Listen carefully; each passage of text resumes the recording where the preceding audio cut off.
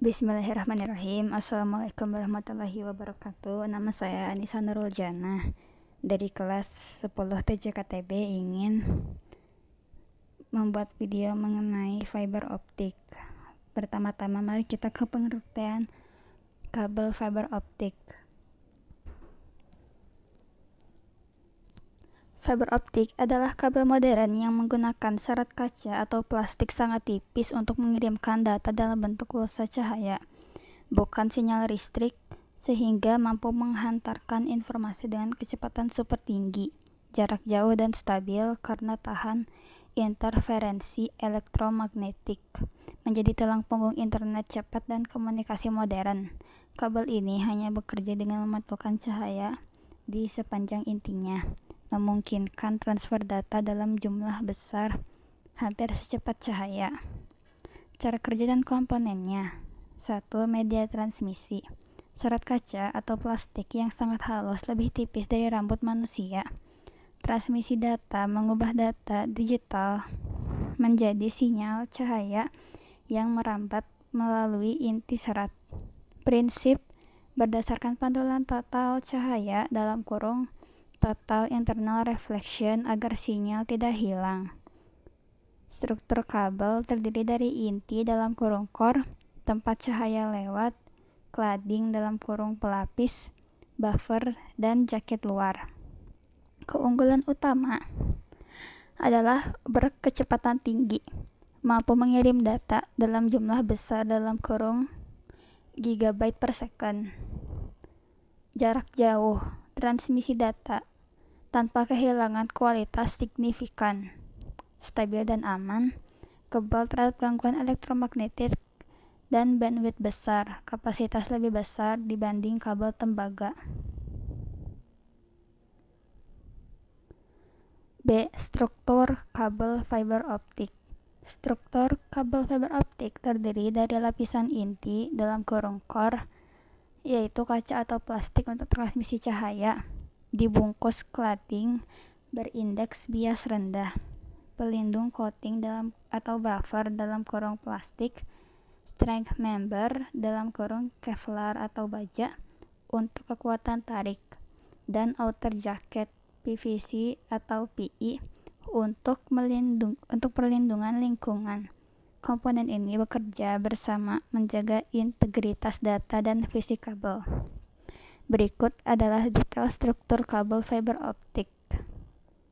Yang pertama, core dalam kurung inti. Bagian paling tengah terbuat dari serat kaca atau plastik berkualitas tinggi, berfungsi sebagai media perambatan cahaya dalam kurung sinyal data. Yang kedua ada cladding atau dalam kurung lapisan inti. Lapisan yang mengelilingi core dengan indeks bias lebih rendah berfungsi memantulkan cahaya kembali ke dalam core dalam kurung total internal reflection, sehingga cahaya tidak keluar dari jalur. Coating atau buffer dalam kurung pelindung, lapisan plastik elastis yang melindungi core dan cladding dari kerusakan fisik, kelembapan, dan bahan kimia. Ini menjaga serat tetap fleksibel dan tidak mudah retak. Strike member dalam kurung penguat, serat aramid seperti Kevlar atau kawat baja yang memberikan kekuatan mekanis, melindungi serat optik agar tidak putus saat kabel ditarik, dipasang, atau terkena tekanan fisik. Lalu yang terakhir ada outer jacket dalam kurung jaket luar. Lapisan terluar yang terbuat dari bahan polimer yang melindungi seluruh komponen kabel dari lingkungan ekstrim seperti suhu tinggi, sinar UV, abrasi, dan air. C. Jenis fiber optik berdasarkan mode. Jenis fiber optik berdasarkan mode transmisi dibagi menjadi dua. Yang pertama ada single mode. Intinya kecil, memiliki satu jalur cahaya, jarak jauh, dan menggunakan laser. Dan juga ada multimode, intinya besar, banyak jalur cahaya, jaraknya pendek, dan menggunakan LED. Single mode ideal untuk backbone telekomunikasi dalam kurung puluhan kilometer, Sedangkan multimode digunakan untuk LAN atau data center sekitar ratusan meter. Fiber optic single mode memiliki inti yang sangat kecil, berdiameter sekitar 8-10 mikron. Karena inti sangat kecil, cahaya merambat lurus dalam satu mode jalur tunggal.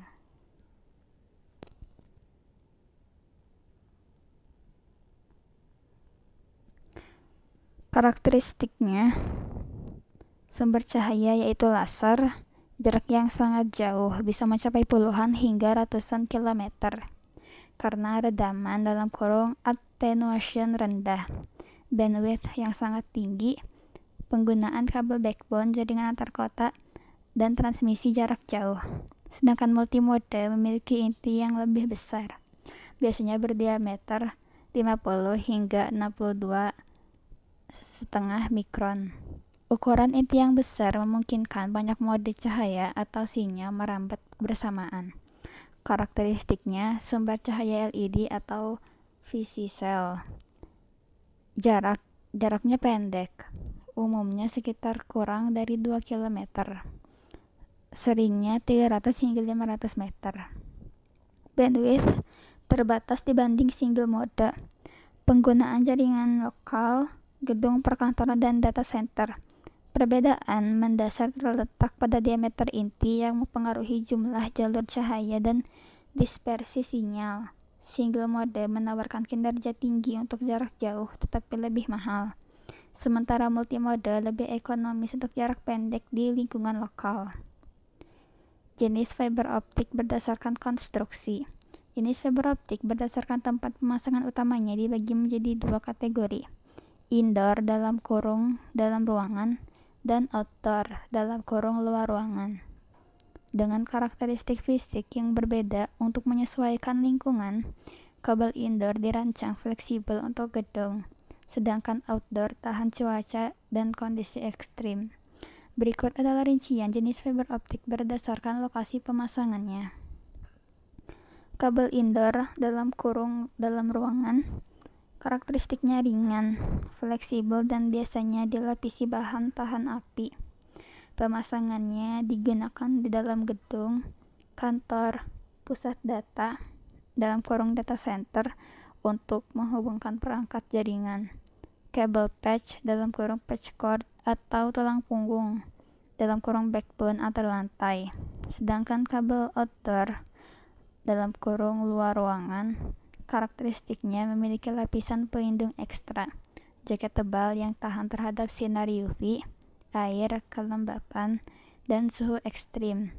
Pemasangannya digunakan untuk jaringan luar ruangan, baik yang digantung di tiang dalam kurung aerial maupun ditanam di bawah tanah. Kabel aerial atau udara, jenis outdoor. Karakteristiknya, kabel outdoor yang dilengkapi kawat penguat, seling atau messenger wire agar tidak putus saat digantung. Pemasangannya dipasang pada tiang-tiang telepon atau tiang jaringan. Kabel tanah atau underground, jenis outdoor. Karakteristiknya memiliki pelindung logam dalam kurung armored untuk mencegah gigitan tikus atau tekanan fisik, serta jeli pelindung. Pemasangannya ditanam langsung di tanah, direct buried, atau dimasukkan ke dalam pipa konduit bawah tanah. Kabel drop core. Karakteristiknya, kabel kecil dan fleksibel yang dirancang khusus untuk menghubungkan jaringan luar (ODP) langsung ke rumah pelanggan. Pemasangannya pemasangan terakhir dalam kurung last mile dari tiang distribusi ke dalam rumah. Kabel laut atau submarin. Karakteristiknya sangat kuat dan terlindungi rapat dari tekanan air, korosi garam, dan gangguan fisik di dasar laut. Pemasangannya digunakan untuk menghubungkan jaringan antar pulau atau antar negara. Jenis-jenis konektor fiber optik. Konektor fiber optik berfungsi untuk menghubungkan kabel fiber optik ke perangkat dalam kurung transceiver switch ONT atau panel, memastikan transmisi Data yang stabil jenis utama meliputi SC, LC, FC, ST, dan MPO. Konektor SC atau LC umum untuk jaringan modern, FC untuk akurasi tinggi, ST untuk industri, dan MPO untuk data center berkecepatan tinggi.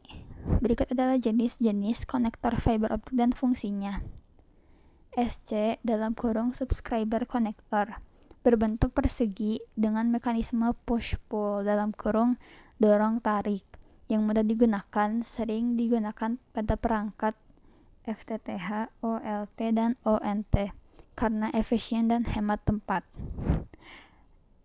LC atau Lucent Connector, konektor kecil (small form factor) dengan mekanisme kunci seperti RJ45 (latch), umum digunakan pada jaringan kepadatan tinggi, transceiver SFP, dan switch data center.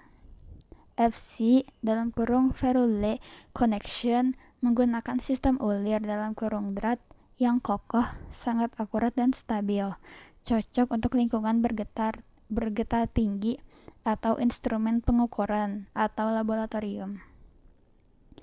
ST (strike tip) berbentuk bayonet ditekan dan diputar, mirip konektor BNC, sering digunakan pada infrastruktur LAN lama dan jaringan industri karena daya tahannya. F. Perangkat fiber optik.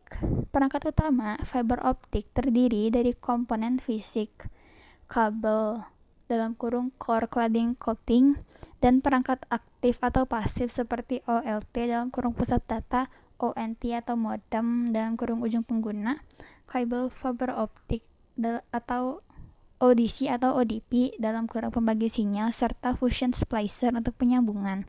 Perangkat ini memastikan transmisi data berkecepatan tinggi melalui sinyal cahaya. Berikut adalah daftar perangkat utama dalam jaringan fiber optik.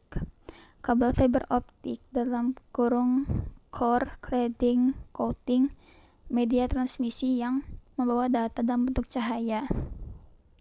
OLT (optical line terminal), perangkat pusat yang mengelola sinyal optik di sisi ISP. Optical network terminal atau unit, modem di sisi pelanggan yang mengubah sinyal cahaya menjadi sinyal listrik (internet atau ethernet). Optical distribution cabinet dan ODP (optical distribution point), kotak distribusi yang membagi core kabel fiber splitter ke arah pelanggan. Patchcord dan pigtail, kabel fiber optik pendek dengan konektor untuk menghubungkan perangkat, misal dari ODP ke modem. Fusion splicer, alat khusus untuk menyambungkan ujung kabel fiber optik secara presisi dengan panas. Optical time domain reflectometer, alat pengukur kualitas kabel dan pendeteksi titik gangguan (putus atau tekukan). Optical power meter dan light source, alat untuk mengukur daya atau kekuatan sinyal cahaya. G. Alat kerja fiber optik. Alat fiber optik meliputi fusion splicer (menyambung kabel), cleaver (memotong serat presisi), striper atau miller (mengebah lapisan kabel), OTDR mendeteksi gangguan, optical power meter mengukur daya sinyal, light source, dan visual fault locator. Senter laser merah untuk cek fisik. Alat-alat ini digunakan untuk instalasi, penyambungan, pengukuran, dan pemeliharaan jaringan kabel fiber optik agar data dapat terkirim dengan efisien. Alat utama penyambungan dan pengujian. Fusion splicer menyambungkan dua core serat optik dengan melelehkan menggunakan busur listrik, memastikan sambungan kuat dan minim redaman. Cleaver memotong ujung serat optik dengan sangat presisi, rata dan bersih sebelum displacer. Striper atau miller mengupas lapisan buffer (kulit luar kabel tanpa meresap serat inti serat kaca. Optical time domain reflectometer menganalisis kabel dari ujung ke ujung, mengidentifikasi lokasi patahan, sambungan, atau gangguan lainnya dalam jarak tertentu. Optical power meter mengukur kuat lemahnya sinyal optik (daya yang diterima)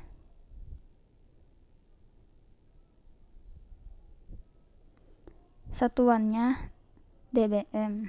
Light source menghasilkan sinyal cahaya, biasanya laser, untuk dikirimkan ke kabel fiber optik sebagai sinyal uji coba, digunakan bersama OPM. Visual photolocator senter laser merah untuk melihat langsung kebocoran atau patahan pada kabel yang terlihat atau sambungan yang tidak sempurna. Konsep transmisi cahaya. Konsep transmisi cahaya dalam kurung fiber optic communication. Transmisi cahaya dalam serat optik adalah mode pengiriman informasi dalam kurung data, suara, dan video dengan mengubah sinyal listrik menjadi pulsa cahaya, biasanya menggunakan laser atau LED. Cahaya ini merambat melalui inti kaca atau plastik yang sangat tipis dalam kurung inti atau core yang dikelilingi oleh lapisan lain dalam kurung cladding. Komponen utamanya yaitu core, cladding, dan coating. Keunggulannya, bandwidth jauh lebih besar, berkecepatan tinggi, aman dari gangguan elektronik, dan redaman rendah untuk jarak jauh. Total internal reflection. Pemantauan internal total tear adalah fenomena optik yang memungkinkan cahaya terjebak dan merambat dalam inti serat optik tanpa keluar ke sisi samping. Prinsip kerjanya, cahaya yang merambat ke dalam inti dalam kurung medium dengan indeks bias lebih tinggi mengenai lapisan cladding dalam kurung indeks bisa lebih rendah dengan sudut datang yang lebih besar daripada sudut kritis. Hasilnya, alih-alih dibiarkan keluar, cahaya dipantulkan kembali secara sempurna ke dalam inti. Fungsinya, ini adalah prinsip paduan utama yang membuat serat optik efisien mengirimkan cahaya ke jarak jauh. Redaman atau attenuation. Redaman adalah penurunan intensitas daya sinyal cahaya saat merambat ke dalam serat optik. Redaman diukur dalam satuan desibel per kilometer. Penyebab utamanya penyerapan dalam kurung absorption, pengutaran pada kaca seperti ion OH yang mengubah cahaya menjadi panas. Hamburan dalam kurung scattering, ketidakmurnian fisik pada kaca yang menyebarkan cahaya ke segala arah. Tekukan dalam kurung bending, tekukan tajam pada kabel dalam kurung makro bending atau tekukan micro bending yang menyebabkan cahaya keluar dari inti. Loss sambungan dalam kurung splice loss dan konektor dalam kurung konektor loss.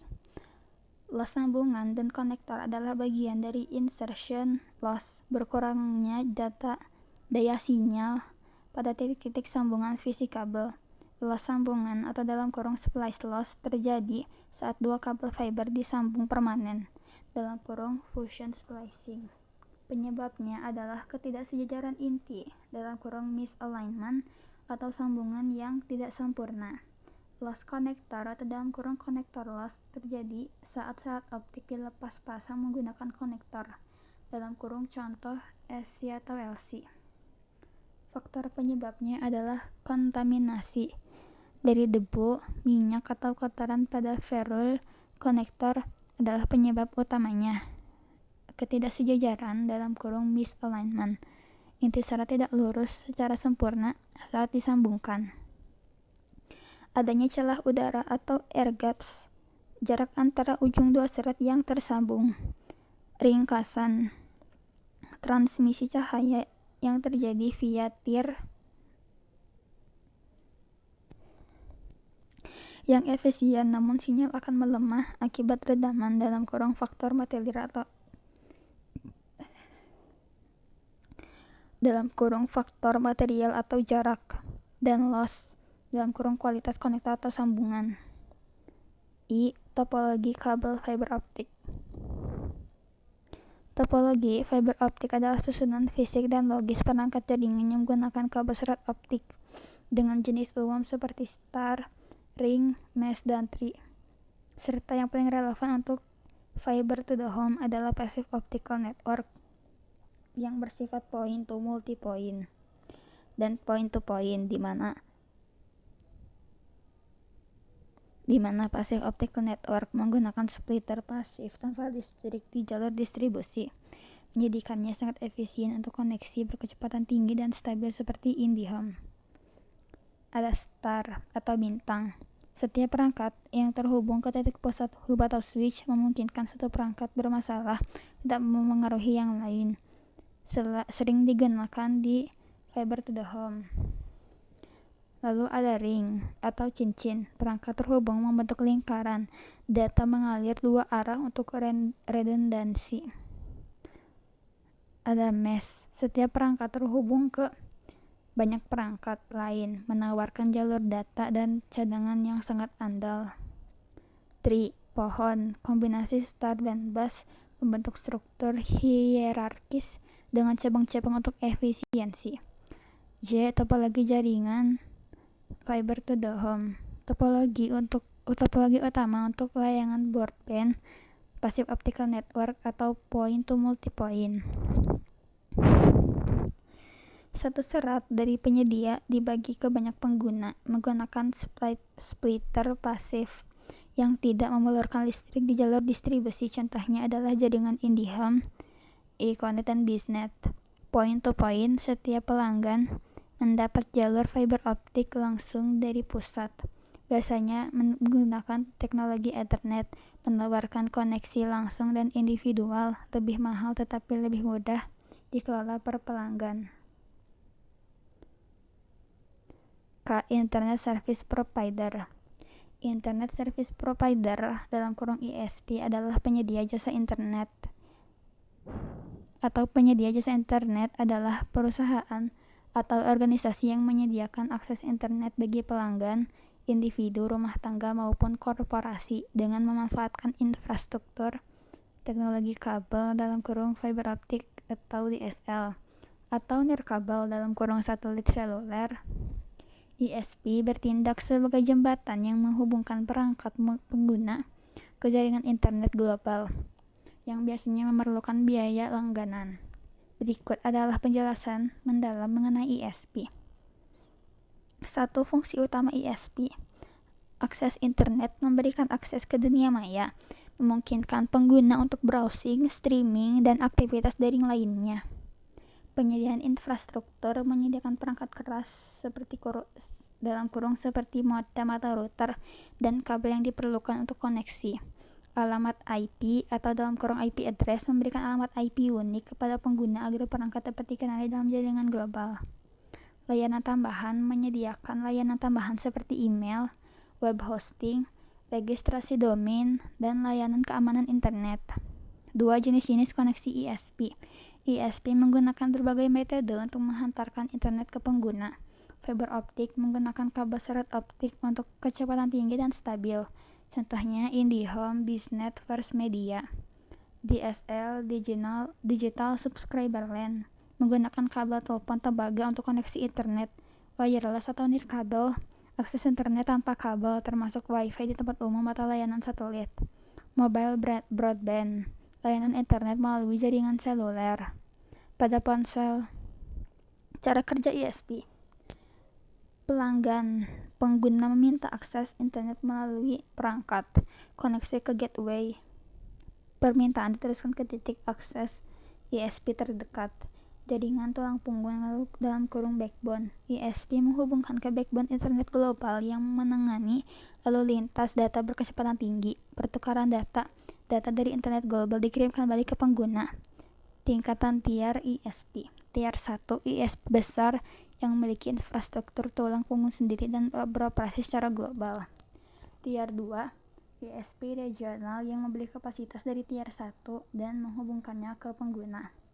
Tier 3 ISP lokal yang membeli layanan dari tier 2 untuk dijual ke pengguna akhir.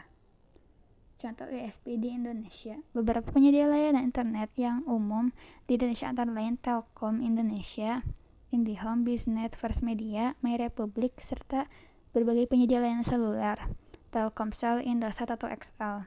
ISP memegang peranan krusial dalam menghubungkan masyarakat ke dunia digital Mereka juga sering memberikan layanan dukungan teknis dan jaminan uptime agar koneksi tetap stabil.